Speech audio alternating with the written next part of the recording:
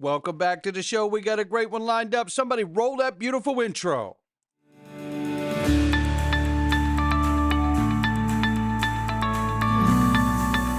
Digital Perspectives with Brad Kimes. Come on in.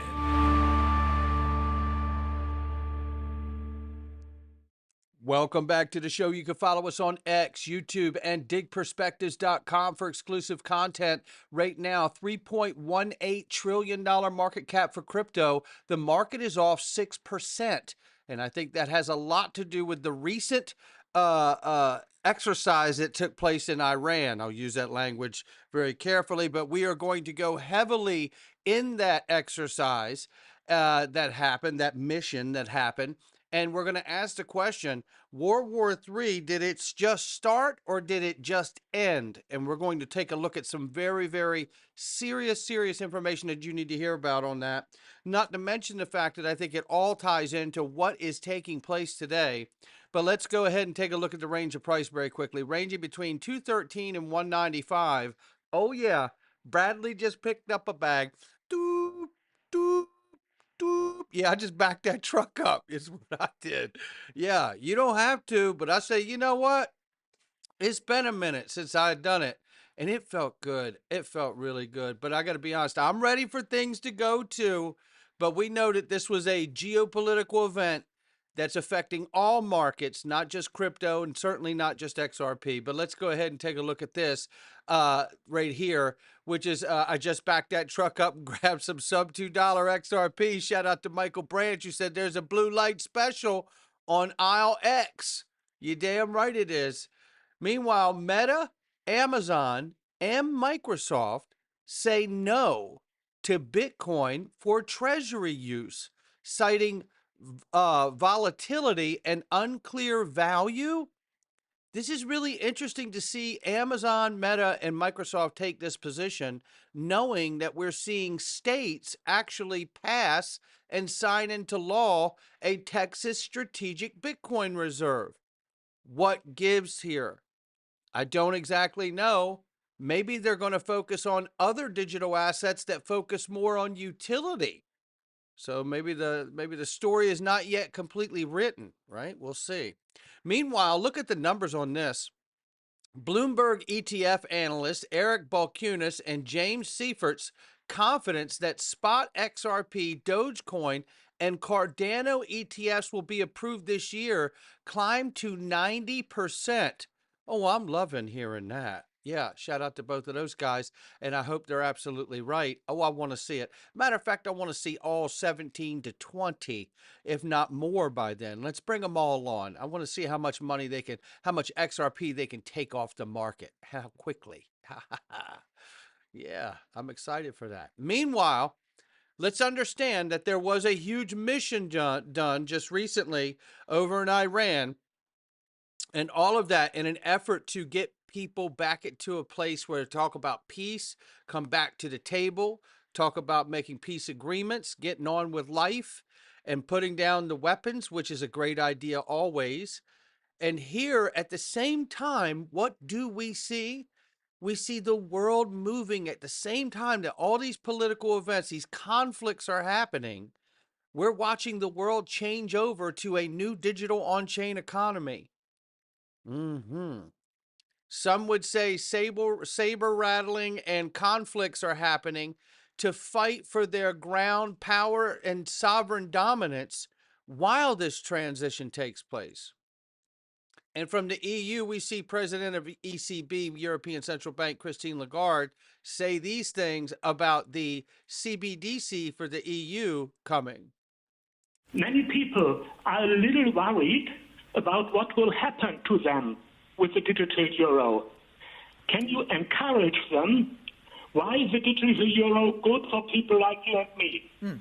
A digital currency where it has been piloted, and there is only one which is clearly now launched in a very small country, but it is piloted on a fairly large scale in China, is of use and of service to all citizens. So it is not something that is good for the elite or is good for the young or is good for some versus others. If it is well done and if it is well implemented, it would be of service to all citizens. Many people are a little worried about what There will you have happen it. to Okay, them. sorry about that. I didn't mean for it to lap like that. Sometimes my computer internet here runs so slow that you can't get your mouse or any, I don't, who knows? I can't get into it. Nonetheless, we see the EU preparing, is what you hear in that clip. They're doing it, they're working on it, and it's coming as fast as they can get it to come. And look, we already know there's 2 euro stable coins launched on the XRP ledger to go along with real USD here at home, and to go along with the recent integration of USDC on the ledger, understanding real USD is also on the Ethereum network as well. This kind of proliferation tells me very good things are coming. Just like the Singapore stablecoin, the Brazilian real stablecoin, I think we see CBDCs and stablecoins all around the world on the XRP ledger. That's what I believe we see. Now, what do we see here? This is a new record, 49 million plus, almost 50 million real USD minted. Now, that's interesting. I know that that's not a lot. You know that that's not a lot. We both know, we all know, I should say, that we are on the bottom rung. But it does feel like Ripple is preparing and lining up enterprise clients on the backside. What makes me feel this way? Well, one of the reasons is the recent acquisition of Hidden Road. That's going to do 3 trillion plus every year without fail. Not to mention the countless bank partnerships that they have. You think that those entities are interested in using some other digital dollar, or are they interested in using one that they absolutely know is clean because it's been held back, waiting essentially for the legislation to be signed into law, passed and signed into law? That's what it feels like to me. Now, I could be wrong on that, but it feels like a whole stage is set here, and that we'll see a massive influx of institutional flow to real USD and others. I'm certain of that as well. But meanwhile, the Genius Act does seem to put Ripple in a notable position for cross-border payments using XRP and real USD. If you go into this, Smoke Dog breaks it down. Ripple is legally allowed to offer cross-border payment services to U.S. financial institutions using real USD and XRP, as you can see listed in the diagram that he shares here, which I have a better, it was closed. Nonetheless, Ripple, if you remember, has secured over 50 money transmitter licenses. Now, I think over 30, if my memory's right, are in the U.S. alone. And that's across the U.S., they say. So it may be including that and others, I think. So these licenses allow Ripple to legally offer cross-border payment services using XRP Real USD stablecoin, facilitating expanded access to U.S. financial institutions, and obviously attracting institutional partners such as Bank of America, Santander, and others. This is where we're going, and I don't find it mutually exclusive that these conflicts around the world are masking all of this as the table is being set. What is the real problem here? Out of the last handful of sovereign national currencies that served as a global reserve currency, 2 of them have had a lifespan of 80 years, and the US is currently at 80 years. This is Jim Rickards, and Jim Rickards breaks down that if you want to bring and introduce something new in place, it can't just be a world reserve currency on day one. It has to prove out as a payment currency first before it can earn the role as the world reserve bridge currency. And I have said this countless times that back in the day when Bretton Woods came about and the Bangor coin was originally pitched, but then dumped last minute for the US dollar because it had more gold and less debt after the war than most everyone else, or actually than everyone else. So that's how they got the dollar in place. But there was still like a 14 to 15 plus year window and period where other countries were still competing for that role. They just couldn't accomplish it.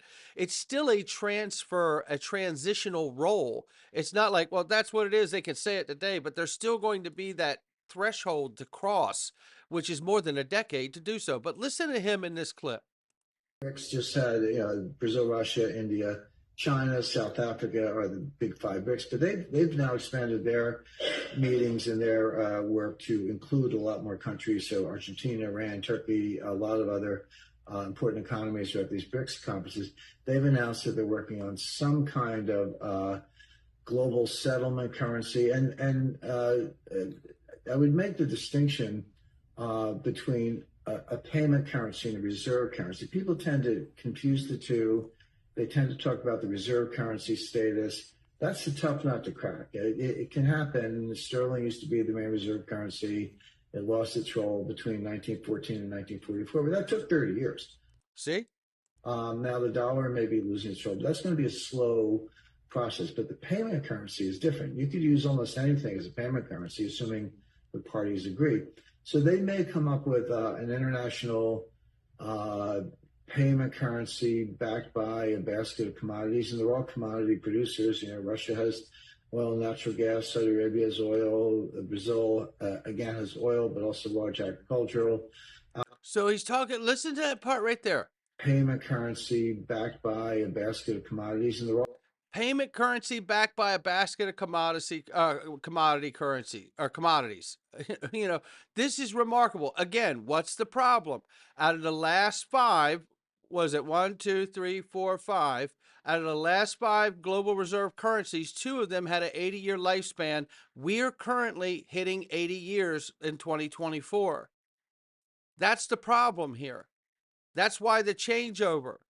And this is what I said, the same as Jim Rickards says, about maybe you'll see some kind of digital commodities and commodities backing these currencies, like they used to. No, well, this is why I love the idea of a basket of assets, right? And I do mean like gold, oil, and digital assets alike. I mean, it stands to reason that that's the way you would want to go. I had a conversation a long time ago, back in 2019, with David Schwartz, where I was talking with him about, having reserves of all kinds of different assets from all over this sector of, whether it's commodities or alike, really stabilize it. If you could underpin the dollar with all of those things, instead of just an agreement to print more or just a petrodollar agreement, then you really would have the confidence of a dollar for the next 150 years. What say you? I agree. Oh, that wasn't very tough. But I mean, you really said it well. I mean, to me, it's just a risk to not take that risk. It's a risk to not take that risk. This is Greg Kidd, one of the early people at Ripple, came from the Federal Reserve, introduced Ripple to the United States Treasury. Understand how many people, including the 43rd Treasurer of the United States, sits on the board of Ripple. Craig Phillips, Michael S. Barr, Susan Friedman, presidential economic advisors. Think of it. All involved with Ripple. And this transition just happens to be during the 80-year window we hit with the US dollar as a global reserve currency. And the idea that, like Jim Rickards is talking about, backing a currency with assets, and certainly digital assets, so you can what? Have dollar dominance for the next 150 years. And as you roll out these stable coins that allow stable coin private issuers, highly regulated, to hold U.S. treasuries, relieving the need for other countries to hold our treasuries, including those oil-producing nations that have the agreement with the petrodollar. That's how you do this. It's like open heart surgery on the monetary system. But it isn't just the money. It's the payment rails too. It's like changing the veins out of a human body while it's still alive. That's what's happening here. It's unbelievable. And all of this while we're watching the craziness and the conflicts take place around the world as we watch the warmongers struggle to hold control. I can only hope that they lose, but I hope that we win, and us winning proves that they lose to a great extent at my house. Let's take a look at this. Dark Defender reminded us yesterday where the targets were and support levels. Well, we're at 195 today, and he said support levels 217, 207, and 188. So even though I picked up a bag, I am prepared. If I see $1.89, I'm gonna grab it. I can't throw a lot at it, but I'm just gonna grab it for discipline's sake. Nonetheless, shout out to him. And Ed Greg Crypto still has the positive outlook, regardless of the retrace, which he had also called and talked about. XRP may be on track to $11.50 to $42 range. Well, all I can say is let it rip. Because if we're going to actually move to a place where the real USD can be the dominant force in the new digital on-chain economy, and at the same time, we build liquidity and utility on the XRP ledger, so eventually the XRP token can serve to underpin the US dollar, well, then I say $42 is not even close. Not financial advice from me or anyone else. We're going into the freedom zone. Oh my goodness. Again, hit that join button under any title video, click the Patreon in the description box, or now join me in subscription on X. Get all your daily videos with zero Google ads and extra content like we're getting into right now. Come on in. All right,